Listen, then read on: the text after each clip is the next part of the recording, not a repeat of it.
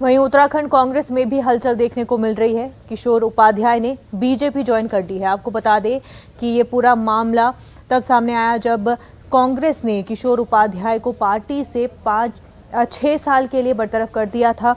आज वो देहरादून में पार्टी के सीनियर लीडरों की मौजूदगी में बीजेपी में शामिल हुए। कांग्रेस पार्टी की जानिब से 6 साल के लिए बरतरफ किए जाने के बाद उन्होंने ये फैसला लिया। किशोर उपाध्याय ने बताया कि उत्तराखंड को तरक्की देने के लिए उन्होंने ये कदम उठाया है।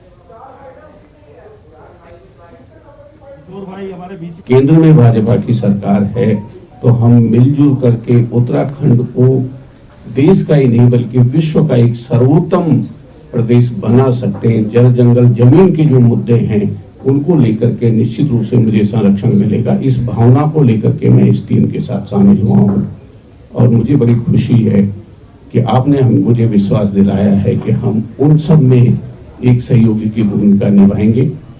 मैं किसी की आलोचना नहीं कर रहा। 45 साल तक मैं जहाँ रहा, मैं उन सबका बहुत धन्यवाद देता हूँ और जहाँ मैं शामिल हो रहा हूँ निश्चित रूप से मेरी भावना की रक्षा होगी। मैं इन शब्दों के साथ आप सबको बहुत बहुत धन्यवाद।